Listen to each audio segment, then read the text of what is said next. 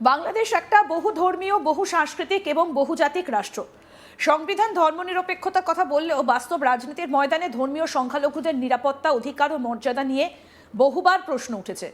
গত 18 ডিসেম্বর 2025 তারিখে ময়মনসিংহ জেলার ভালুকা উপজেলার স্কয়ার মাস্টার বাড়ি এলাকায় সনাতন ধর্মাবলম্বী যুবক দীপুচন্দ্র দাসকে যেভাবে পিটিয়ে এবং পরে পুড়িয়ে হত্যা করা হয়, তা কেবলমাত্র একটা ব্যক্তিগত ট্র্যাজেডি নয়, এটা রাষ্ট্র, সমাজ এবং রাজনীতির বিবেককে নাড়া দেবার মতো একটা ঘটনা।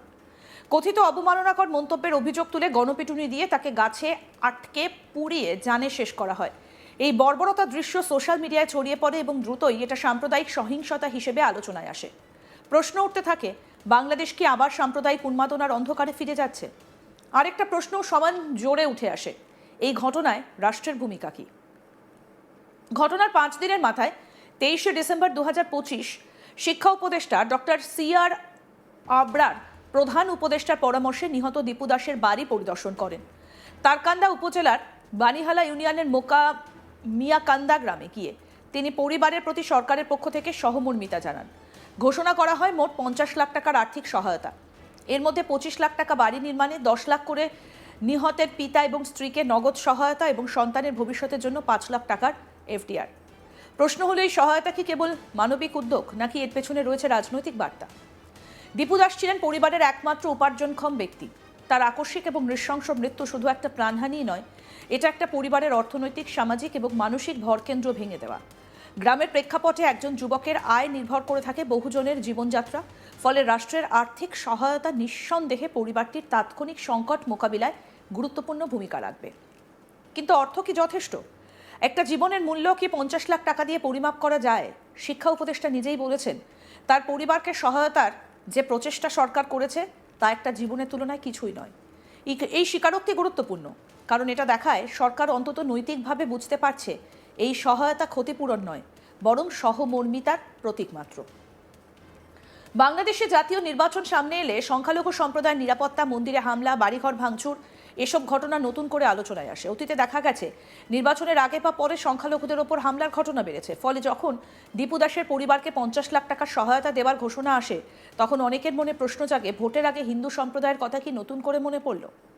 রাজনীতিতে প্রতীকী পদক্ষেপের গুরুত্ব অপরিসীম। একটা সংখ্যালঘু পরিবারের পাশে দাঁড়ানো মানে শুধু একটা পরিবারকে সহায়তা নয়, এটা একটা বার্তা রাষ্ট্র সবার। কিন্তু এই বার্তা যদি কেবল নির্বাচনের সময় জোরালো হয় আর বাকি সময় নিস্তব্ধ থাকে, তবে সন্দেহের অবকাশ থেকেই যায়। ডক্টর সিআর আবরার বলেছেন, সাম্প্রদায়িক উন্মাদনা ছড়িয়ে যেভাবে দীপু দাসকে হত্যা করা হয়েছে তা পুরো জাতির জন্য লজ্জার।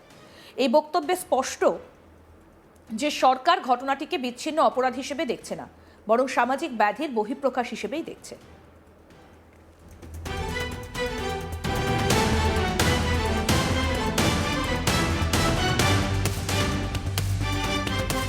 বাংলাদেশের ইতিহাসে সাম্প্রদায়িক সহিংসতার দাগ রয়েছে।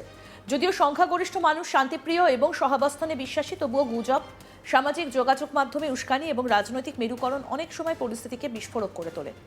একটা কথিত মন্তব্যের অভিযোগে কাউকে গণপিটুনি দিয়ে হত্যা করা, এটা কেবল আইন ভঙ্গ নয়, এটা সভ্যতার বিরুদ্ধে অপরাধ। উপদেষ্টা বলেছেন, মতভেদ বা আপত্তির মুহূর্তেও কোনো ব্যক্তি আইন নিজের হাতে তুলে নেবার অধিকার রাখে না। এই বক্তব্যের গুরুত্ব অপরিসীম, কারণ গণপিটুনির সংস্কৃতি বাংলাদেশে নতুন নয়। চোর সন্দেহে, গুজবের ভিত্তিতে, ধর্মীয় অবমাননার অভিযোগে অসংখ্য মানুষ বিচার বহির্ভূত জনরোষের শিকার হয়েছে। রাষ্ট্র যদি দ্রুত এবং দৃশ্যমান বিচার নিশ্চিত করতে না পারে, তবে জনতার বিচার প্রবণতা আরও বাড়ে। তাই এই ঘটনায় গ্রেপ্তার হওয়া 12 জনের বিরুদ্ধে দ্রুত, স্বচ্ছ এবং ন্যায়সঙ্গত বিচার প্রক্রিয়া অত্যন্ত জরুরি। কেবল সহায়তা নয়, বিচারই হতে হবে মূল বার্তা। বাংলাদেশের সংখ্যালঘু হিন্দু সম্প্রদায় দীর্ঘদিন ধরে নিরাপত্তা, জমি দখল, মন্দির ভাঙচুর, রাজনৈতিক প্রতিনিধিত্ব ইত্যাদি বিষয়ে উদ্বেগ প্রকাশ করে আসছে। বিভিন্ন মানবাধিকার সংস্থার প্রতিবেদনেও এসব বিষয় উঠে এসেছে। যদিও সরকার বারবার বলছে সংখ্যালঘুরা সমান অধিকারভুক্ত নাগরিক, বাস্তবে মাঠ পর্যায়ে প্রশাসনের সক্রিয়তা নিয়ে প্রশ্ন থেকে যায়।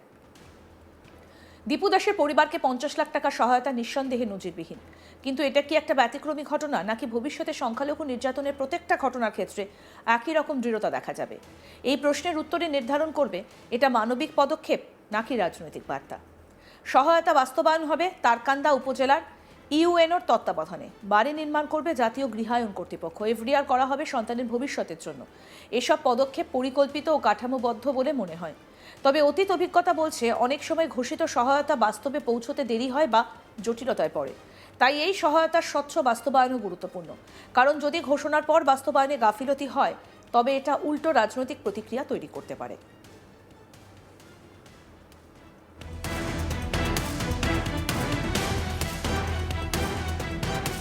ঘটনাটা গণমাধ্যমে ব্যাপকভাবে প্রকাশিত হয়েছে। সামাজিক যোগাযোগ মাধ্যমে ক্ষোভ, শোক এবং প্রতিবাদের ঢেউ দেখা গেছে। অনেকেই প্রশ্ন তুলেছেন, ধর্মীয় পরিচয় কি এখনো কারো জীবনের নিরাপত্তা নির্ধারণ করে? আবার কেউ কেউ সরকারের দ্রুত সহায়তা ঘোষণাকে ইতিবাচক হিসেবে দেখছেন। জনমতের এই বিভাজনই দেখায় বাংলাদেশ সমাজ একটা সন্ধিক্ষণে দাঁড়িয়ে আছে। একদিকে মানবিক সহমর্মিতা, অন্যদিকে রাজনৈতিক সংশয়। বাংলাদেশে সংখ্যালঘু সম্প্রদায় ঐতিহাসিকভাবে একটা নির্দিষ্ট রাজনৈতিক শক্তির প্রতি ঝুঁকেছে বলে ধারণা প্রচলিত। ফলে নির্বাচনের আগে সংখ্যালঘুদের আস্থা অর্জন রাজনৈতিকভাবে গুরুত্বপূর্ণ হয়ে ওঠে। দীপু দাসের পরিবারের পাশে দাঁড়ানো এটা কি সেই আস্থা পুনর্নির্মাণের প্রচেষ্টা? রাজনীতি সবসময় প্রতীক এবং বার্তার খেলা। একটা সহায়তা প্যাকেজ যেমন মানবিক তেমনি রাজনৈতিকও হতে পারে, কিন্তু প্রশ্ন হলো, এটা কি কেবল ভোটের আগে স্মরণ নাকি দীর্ঘমেয়াদী নীতিগত অঙ্গীকারের অংশ? ডক্টর আবরার বলেছেন, রাষ্ট্র নিশ্চয়ই সুবিচার নিশ্চিত করবে। এই প্রতিশ্রুতি বাস্তবে রূপ পেলে তবেই এই সহায়তা অর্থবহ হবে, কারণ বিচারহীনতার সংস্কৃতি সাম্প্রদায়িক সহিংসতাকে উৎসাহিত করে। অপরাধীরা যদি দ্রুত এবং কঠোর শাস্তি পায় তবে এটা হবে একটা শক্ত বার্তা, ধর্মের নামে সহিংসতার কোনো স্থান নেই।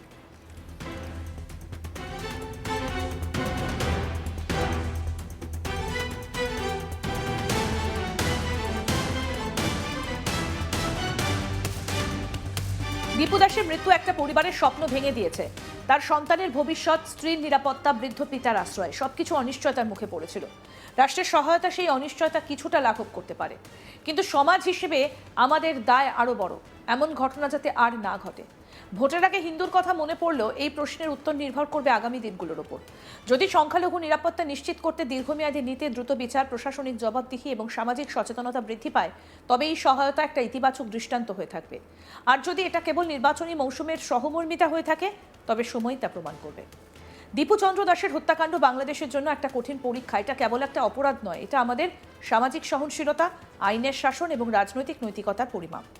50 লাখ টাকা সহায়তা অবশ্যই গুরুত্বপূর্ণ পদক্ষেপ, কিন্তু এর চেয়েও গুরুত্বপূর্ণ হলো ন্যায় বিচার, নিরাপত্তা, সম অধিকার নিশ্চিত করা। রাষ্ট্র যদি সত্যিই প্রমাণ করতে চায় যে বাংলাদেশ সবার, তবে সংখ্যালঘু নাগরিকদের নিরাপত্তা এবং মর্যাদা রক্ষায় অবিচল থাকতে হবে, শুধু নির্বাচনের আগে নয়, সব সময়। দীপু দাসের পরিবারের চোখে জল মুছিয়ে দেওয়া যতটা জরুরি, ততটাই জরুরি এমন আরেকটা দীপু যেন না জন্মায় ইতিহাসের অন্ধকার অধ্যায়। বাংলাদেশের ভবিষ্যৎ নির্ভর করছে এই প্রশ্নের উত্তরের ওপর।